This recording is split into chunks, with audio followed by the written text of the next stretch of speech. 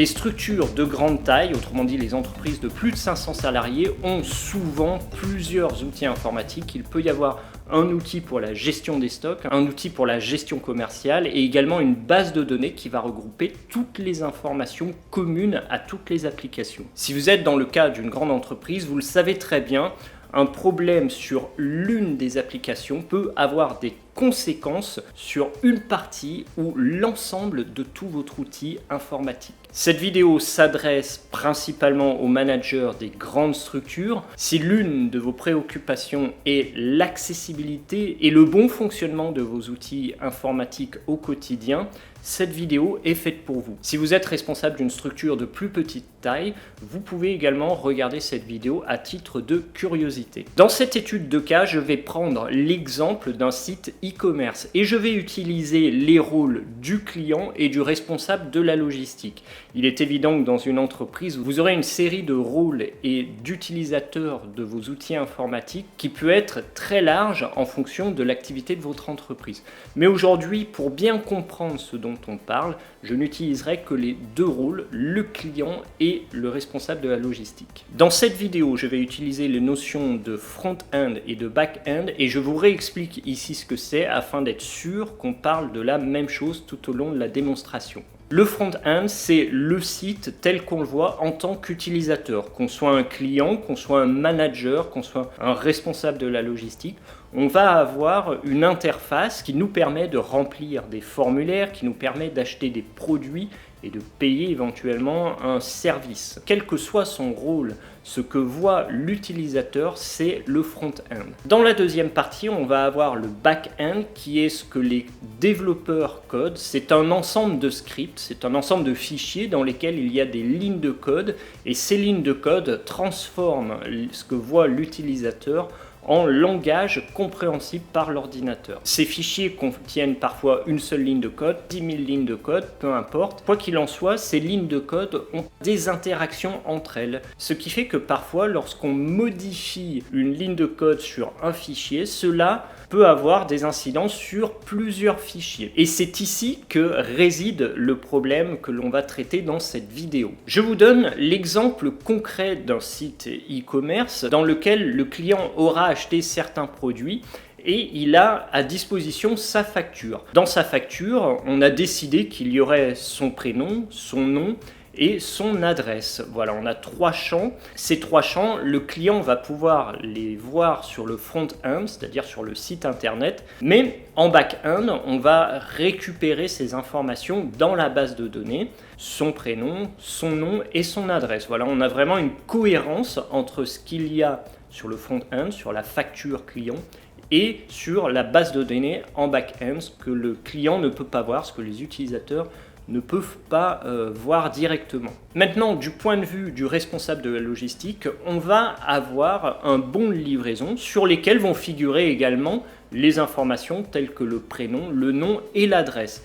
Et évidemment, dans la base de données, on aura exactement les mêmes informations. Imaginons que l'État a sorti une réduction concernant les personnes qui habitent à un certain endroit. Pour que le client puisse bénéficier de sa réduction, on a besoin de lui créer une facture dans laquelle apparaît le code postal. Et en ceci, notre adresse qui n'est que sur une ligne ne nous convient pas car on ne voit pas apparaître directement le code postal et ça ne nous facilite pas les recherches. On décide donc de changer la base de données et changer la facturation.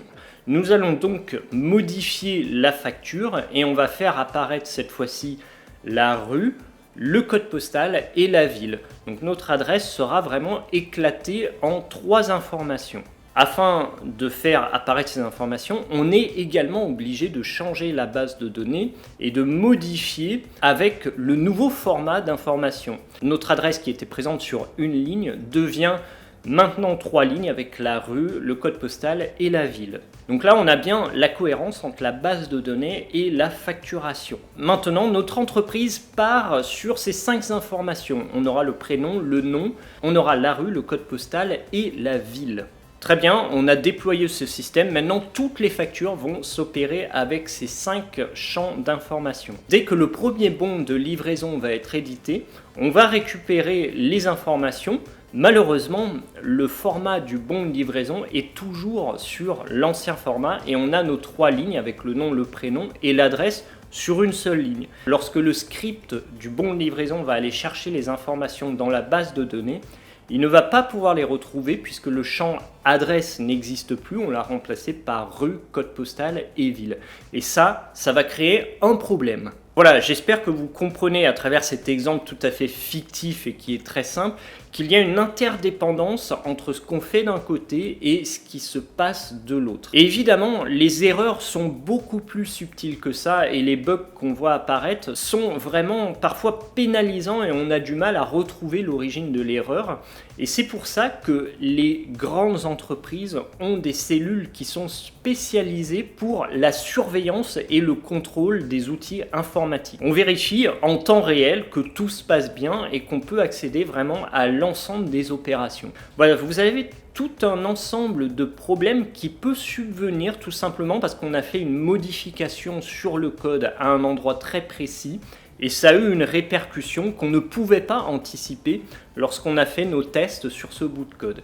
Pour contrer ce problème et pour vraiment s'assurer que nos outils informatiques sont disponibles en continu, qu'on puisse faire toutes les opérations, par exemple mettre des produits dans un panier, indiquer son adresse, son nom, son prénom, et pouvoir effectuer le paiement, on va devoir effectuer des tests régulièrement. Alors la première manière, qui est la manière la plus simple, et c'est en général ce que font les petites entreprises, c'est qu'ils vont réaliser leurs tests manuellement, c'est-à-dire par exemple chaque lundi matin ou chaque matin, on va faire une série de tests. Est-ce que le client peut bien accéder à l'ensemble des pages? Est-ce qu'il peut mettre des produits dans le panier et effectuer un paiement? Ils vont également vérifier du point de vue de la livraison, est-ce qu'on reçoit bien les bons de livraison?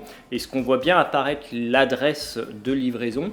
Et est-ce qu'on peut commander le transporteur à partir de notre outil? Donc vous imaginez bien que sur les grosses entreprises où il y a des dizaines, des centaines, voire des milliers d'applications informatiques, le nombre de tests est assez conséquent et il faudrait une main-d'œuvre trop importante pour réaliser tous ces tests en temps réel. La deuxième solution, et c'est aujourd'hui la solution qui est privilégiée par les grands groupes, c'est d'utiliser des scripts que l'on va écrire dans le back-end. Des développeurs dont la compétence est assez importante parce qu'il faut pouvoir comprendre la plupart des langages de code vont écrire des scripts qui permettent de tester régulièrement. Cela nous évite d'avoir un humain qui va faire toutes les étapes et qui va vérifier manuellement. Donc vous l'aurez compris, l'équipe de développeurs est beaucoup moins importante que des testeurs qui vont réaliser les opérations manuellement. Toutefois, cela demande une compétence qui est assez importante parce que les développeurs devront maîtriser un certain nombre de langages pour pouvoir aller tester les fonctions exactes qu'on a besoin de tester pour vérifier que le système fonctionne. Donc on voit que cette équipe de développeurs, elle coûte assez cher aux grosses entreprises et jusqu'à présent, elles ne peuvent pas s'en passer. Il existe une troisième solution qui peut être utilisée à 100% ou en complément des deux autres. C'est la solution Foresight. Foresight, ça veut dire prévoyance en français et c'est une application qui fonctionne sur le front-end. Vous n'avez pas besoin d'avoir une compétence quelconque en développement. Vraiment, une simple compétence informatique vous suffit largement pour pouvoir utiliser cette application. Je vous le montre directement en démonstration. En réalité, Foresight va reproduire ce que ferait l'utilisateur. Et c'est vraiment très simple. On appuie sur le bouton Record. On fait les opérations que l'utilisateur réaliserait. Donc là, sur mon exemple, je vais prendre par exemple un produit que je vais mettre dans le panier. Voilà, j'en mets un deuxième. Je vais valider mon panier, je vais rentrer mon adresse et ensuite je vais procéder au paiement. Donc là j'ai terminé mon processus, j'interromps l'enregistrement et là Foresight va me rédiger le script de toutes ces opérations. Et vous comprenez, je n'aurai plus besoin de demander à un développeur d'écrire le script. Donc vous voyez bien qu'ici, sans compétences particulières, on est capable de développer un script en 5 ou 10 minutes. Une fois que vous avez votre processus qui est enregistré, Foresight va vous demander comment vous voulez appeler ce processus, Quel rôle il peut avoir? Est-ce que c'est un visiteur? Est-ce que c'est un responsable de logistique?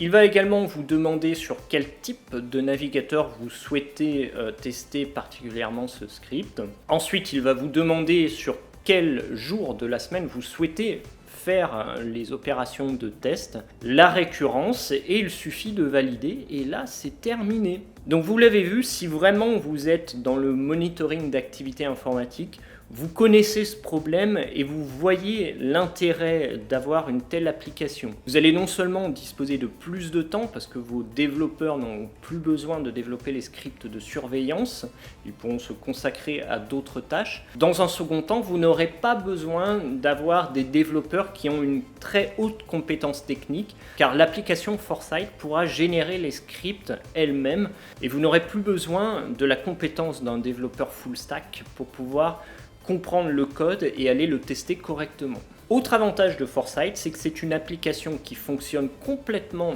en front-end et elle effectue vraiment les actions de l'utilisateur.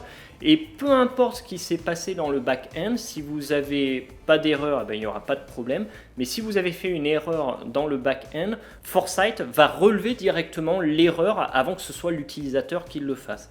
Et ça, vous le comprenez très bien, si vous êtes capable de vérifier l'erreur avant l'utilisateur, vous assurez une qualité de service pour l'ensemble de vos utilisateurs. Voilà, j'espère que vous avez apprécié cette étude de cas. Je sais que vous êtes très peu nombreux concernés par ce type d'étude. Quoi qu'il en soit, si vous l'avez aimé, vous pouvez mettre un like et vous pouvez également vous abonner à la chaîne si ce n'est pas déjà fait. Je vous dis à très bientôt.